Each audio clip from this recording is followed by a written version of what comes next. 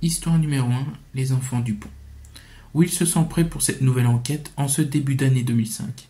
Son vœu exaucé, un élu de la mairie d'une ville, dont il ne peut divulguer le nom, par souci de confidentialité, l'a contacté par mail pour lui demander d'enquêter sur ce pont. D'après ce que cet élu lui a raconté, ils ont un pont qui, à l'époque de la guerre, s'est déroulé un événement tragique. Des enfants ont été forcés de construire des rails pour qu'un train, rempli de personnes, puisse être envoyé dans des camps. Les gardes, avec leurs croix à 4 branches cousues sur leur tenue verte, ont veillé au bon déroulement des travaux. La construction terminée, ils les ont tous remerciés d'une balle dans la tête chacun. 37 enfants y ont donc perdu la vie. Ils n'ont jamais su pourquoi ils ont utilisé des enfants plutôt que des adultes.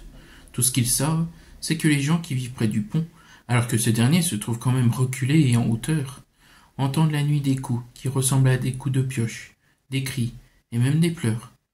Puis un coup de feu survient à 5 heures du matin. Tous les bruits disparaissent aussitôt, jusqu'à la nuit suivante. Will, après la lecture du mail, a répondu qu'il accepte de venir, a demandé les coordonnées de la ville, puis a commencé à préparer ses affaires. Le lendemain, ce dernier est dans le train qui l'amène à sa future enquête. Il est totalement fébrile. Il a vraiment hâte de voir ce qui en découle, et espère capturer, grâce à ses caméras, la silhouette d'un fantôme. Will a 15 ans d'expérience de chasse aux fantômes à son actif. Malgré tout, le nombre de fois où il a pu enregistrer des mouvements, des pas, des voix, ou même une apparition, est assez rare. Et pourtant, il a visité une centaine d'endroits en tout genre, n'allant enquêter que si l'histoire du lieu est assez intéressante pour les publier sur son blog. Arrivé à destination, il part s'installer dans l'hôtel où il a réservé une chambre pour le week-end. Il en profite pour déposer ses affaires et son matériel et se reposer jusqu'au soir. Le coucher du soleil lui donne le top départ de l'enquête. Affublé de son matériel, il sort de l'hôtel et se dirige vers sa destination.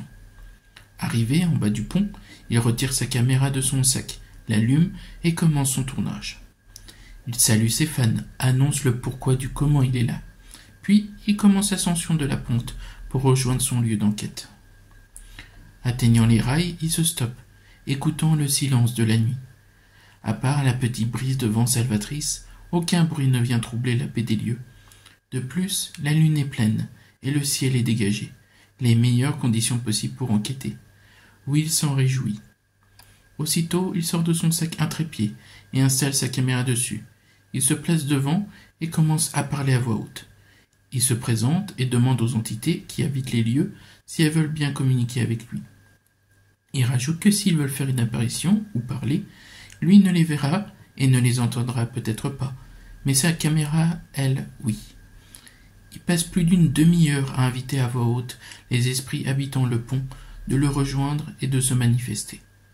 À part ces interpellations, rien d'autre ne vient déranger la tranquillité des lieux. Pas découragé pour autant, il demande que si quelqu'un est avec lui, qu'il s'approche d'un des pods qu'il a installés en début d'enquête. Celui-ci va faire de la lumière et Will saura que quelqu'un est avec lui. Se rappelant que ce sont des enfants qui sont décédés en ces lieux, il rajoute que s'ils veulent jouer avec la lumière de l'appareil, qu'ils n'hésitent pas. Après 10 bonnes minutes, sans la moindre réaction des appareils, un pod, placé à sa droite, à peine 2 mètres de lui, s'allume. La joie envahit Will. Il demande à l'être qui se trouve possiblement avec lui de faire réagir à nouveau l'appareil, pour prouver que ce n'est pas simplement un événement isolé. Il n'a pas attendu bien longtemps qu'une nouvelle réaction de l'appareil se fait remarquer. Ravi de savoir qu'il a probablement réussi à entrer en contact avec une entité, il continue dans sa lancée. Il lui demande s'il veut bien discuter avec lui, et si c'est oui, qu'il allume le pod une fois, ou si c'est non, 2 fois. L'ampoule s'allume une fois. Alors s'ensuit quelques questions de la part de Will comme « Peux-tu allumer l'ampoule du même nombre que ton âge ? Es-tu un garçon ou une fille ? Est-ce que tu sais que tu es décédé ? Sais-tu en quelle année nous sommes ?» Les réponses qu'il a pu en ressortir sont « Un garçon de 9 ans, oui, il sait qu'il est décédé, et non, il ne sait pas en quelle année nous sommes. » Comme Will ne doit poser que des questions fermées, son champ de possibilités en est largement réduit. Malgré tout, l'ambiance du lieu semble agréable. Il ne se sent pas mal à l'aise ou opprimé, malgré l'histoire tragique. Alors, il continue ses questions, mais cette fois-ci, plus de réponse. Plus de réaction du pod. Donc il change de tactique et sort une Ghostbox, qui balaie les fréquences radio, ce qui va permettre d'entendre les fantômes malgré les différentes fréquences qu'ils peuvent utiliser pour communiquer. L'appareil allumé, le bruit du balayage radio envahit tout le périmètre. 10 minutes, 15 minutes, 30 minutes. Rien n'y fait. Aucune voix d'outre-tombe ne se fait entendre. Will, la déception et la frustration le gagnant, éteint et range l'appareil. Il réessaie pendant plus d'1 heure et demie des interpellations. Le silence est sa seule réponse. Les aléas de la chasse essayent de se réconforter Will. Il finit par s'avouer vaincu et range son matériel. Il enlève le trépied, le range et garde la caméra dans ses mains. Il est prêt à partir quand une idée lui vient. Une idée folle, c'est sûr, mais qui peut se tenter. Alors il s'exclame à voix haute qu'il est un nazi et que s'ils ne répondent pas, il va leur mettre une balle. Le lendemain matin, la police vient inspecter le pont, car une résidence, près de celui-ci, les a appelés pour leur signaler qu'en plus des bruits habituels, elle avait entendu un bruit très effrayant. Ils arrivent enfin à destination, qu'une scène ignoble leur font se sentir nauséeux. Un homme est allongé là, sur les rails. Le corps est criblé de trous, espacés d'à peine d'1 centimètre chacun. Les policiers en comptent environ 200, sur le devant et derrière du corps. Au niveau de son front, un impact de balle se différencie des autres. Il essaye de reprendre contenance et regarde ailleurs, quand les yeux de l'un d'eux tombent sur la caméra. Il réalise qu'elle est intacte et essaye de l'allumer et la rembobine. Il voit tout ce que le caméraman a tenté de faire jusqu'à ce qu'il entende dire qu'il va leur mettre une balle. Soudain, le souffle de l'homme augmente et commence à reculer. Il n'a pas le temps de faire 2 pas qu'il se met à hurler, laissant tomber la caméra qui se tourne miraculeusement vers l'homme.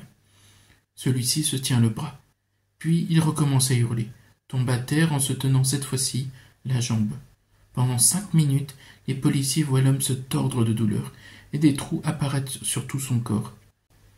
Après cela, l'homme semble regarder quelque chose que les policiers ne voient pas, comme depuis le début de cet événement horrible. L'homme supplie, en levant les bras comme il peut, avant que le bruit d'un coup de feu résonne. Les bras et les jambes de l'homme retombent et ne bougent plus. Ils ont emmené le corps et ont pratiqué une autopsie.